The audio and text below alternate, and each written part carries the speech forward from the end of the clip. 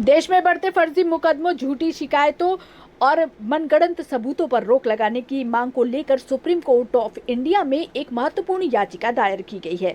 ये याचिका एक वरिष्ठ वकील के द्वारा दायर की गई है, जिन्हें आईपीएल मैन ऑफ इंडिया के नाम से भी जाना जाता है। याचिका में कहा गया कि झूठे मामलों के कारण देश भर में लाखों निर्दोष लोगों और उनके परिवारों का जीवन प्रभावित हो रहा है। ऐसे मामलों में वर्षों तक कानूनी प्रक्रिया का सामना करना पड़ता है, जिससे आर्थिक, सामाजिक और मानसिक नुकसान होता है। इसलिए अदालत से अनुरोध किया गया है कि इस प्रवृत्ति पर रोक लगाने के लिए सख्त और प्रभावी दिशा निर्देश जारी किए जाएं।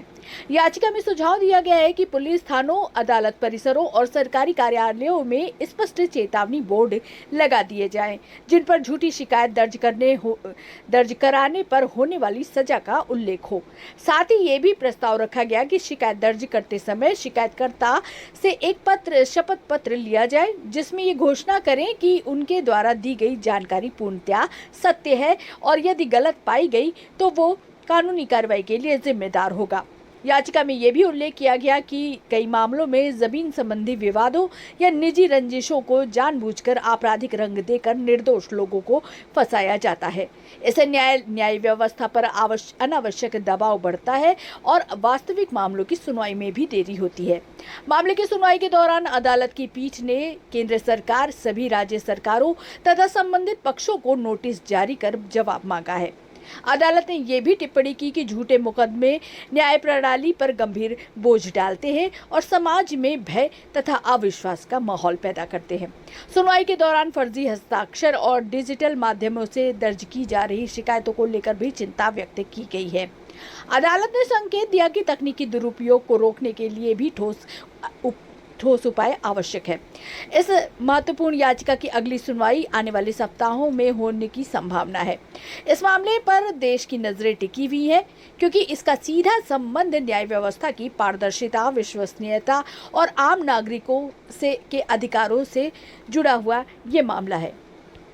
झूठी शिकायत, झूठी गवाही, झूठा हलफनामा पे रोक लगाने के लिए मैंने माननीय सुप्रीम कोर्ट में पीएल फाइल किया था और माननीय सुप्रीम कोर्ट ने केंद्र सरकार के अलावा सभी राज्य सरकारों को नोटिस जारी किया।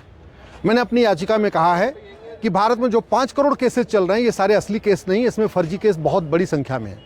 और फर्जी केस इसलिए हो रहे हैं क्योंकि फर्जी शिकायत करने वालों को सज़ा नहीं मिल रही है, फर्जी जांच करने वालों को सज़ा नहीं मिल रही है, फर्जी गवाही देने वालों को सज़ा नहीं मिल रही है, फर्जी एफिडेविट फाइल करने वालों को सज़ा नहीं मिल रही है। इसलिए पूरी बाढ़ आई पड़ी है। जबकि सिंगापुर में, चीन में, जापान में, अमेरिका में फर्जी शिकायत, फर्जी जाँच, फर्जी गवाही, फर्जी एफिडेविट एक सीरियस क्राइम है। मैंने माननीय सुप्रीम कोर्ट को ये भी कहा है कि झगड़ा होता है खेत का और मुकदमा दर्ज किया जाता है SC/ST एक्ट में। झगड़ा होता है चक्रोट का और वहाँ पे छेड़छाड़ और बलात्कार के मुकदमे दर्ज हो जाते हैं। पति पत्नी में झगड़ा होता है और सास ससुर, नंद नंदोई और जेठ जेठानी सबको जो है दहेज के केस में फंसा दिया जाता है, सबको जेल भिजवा दिया जाता है। इस पर रोक लगाना ज़रूरी है। प्रतिवर्ष लगभग 2 लाख लोग फर्जी शिकायत, फर्जी जाँच, फर्जी गवाही से परेशान होकर आत्महत्या कर रहे हैं। ये मुकदमों की जो तारीख पे तारीख इतनी लंबी इसलिए चल रही है क्योंकि हमने फर्जीवाड़े को रोकने के लिए कोई कदम नहीं उठाया है। इसलिए सबसे पहले प्रत्येक पुलिस स्टेशन पे एक डिस्प्ले बोर्ड लगाया जाए। उस डिस्प्ले बोर्ड में बहुत साफ साफ लिखा होना चाहिए, फर्जी शिकायत करना गंभीर अपराध है, पकड़े जाने पे 5 साल की सज़ा होगी। फर्जी जाँच करना अपराध है, उसमें 5 साल की सज़ा है। फर्जी गवाही देना भी अपराध है, 5 साल की सज़ा है। फर्जी एफिडेविट फाइल करना भी सज़ा है, उसमें भी 5 साल की सज़ा है। ऐसा डिस्प्ले बोर्ड प्रत्येक थाने में लगाया जाए, तहसील में लगाया जाए, कचहरी में लगाया जाए, हाई कोर्ट के कैंपस में लगाया जाए। ऐसा जो फर्जी के खिलाफ जो अपराध है, जो फर्जीवाड़े के खिलाफ धाराएं हैं, इसके बारे में प्रत्येक कॉलेज में, प्रत्येक यूनिवर्सिटी कैंपस में भी इसका डिस्प्ले बोर्ड लगाया, जिससे सबको पता रहे, लोग फर्जी केस करने से डरे। दूसरा, मैंने इसमें सजेशन ये दिया है कि जहाँ पे भी कोई शिकायत करने आता है उससे अंडरटेकिंग लिया जाए। जैसे कोई थाने पे अगर शिकायत करने आए तो एप्लीकेशन लिखता है, थाने सेवा में थानाध्यक्ष महोदय सो एंड सो अपनी शिकायत लिख देता है। उस शिकायत के बाद उससे 2-3 लाइन और लिखवाया जाए कि जो कुछ मैंने शिकायत में लिखा ये पूरी तरीके से सत्य है और मुझे ये भी पता है कि अगर मेरी शिकायत झूठी पाई जाएगी तो मुझे 5 साल की सज़ा होगी। जैसे ही वो अंडरटेकिंग लिया जाएगा, फर्जी शिकायत करने वाले थाने से खुद ही भाग जाएंगे, वहाँ शिकायत नहीं दर्ज करेंगे। जैसे कोई गवाही देने आता है, अगर उसी तुरंत एफिडेविट ले लिया जाए कि मुझे पता है कि फर्जी गवाही देने पे 5 साल सज़ा होती है, लोग फर्जी गवाही देना बंद कर देंगे। जैसे कोई एविडेंस देता है प्रूफ देता है उसी से अंडरटेकिंग ले लिया जाए कि मुझे पता है कि फर्जी एविडेंस देना, फर्जी सबूत देना अपराध है, 5 साल सज़ा हो सकती है, वो वापस छोड़ के चला जाएगा।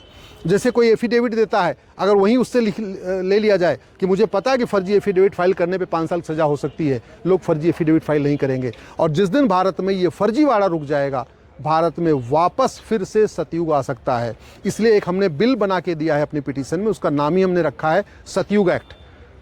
आज की डेट में सिंगापुर में सतयुग है, जापान में सतयुग है, दुनिया के कई देशों में सतयुग है। वहाँ फर्जी केस नहीं होते, फर्जी जांच नहीं होती, फर्जी गवाही नहीं होती, फर्जी एविडेंस नहीं दिए जाते। क्यों? क्योंकि वहाँ फर्जीवाड़ा करना अपराध भी है और फर्जीवाड़ा करने वालों को सज़ा भी मिलती है। हमारे देश में फर्जीवाड़ा करना अपराध तो है, लेकिन सज़ाई नहीं मिल रही है। इसलिए जो ये चैप्टर 14 है BNS का, जिसमें फर्जीवाड़ा करने पे अपराध है, उसी को ही हमने इम्प्लीमेंट कराने के लिए माननीय सुप्रीम कोर्ट में PL फाइल किया है।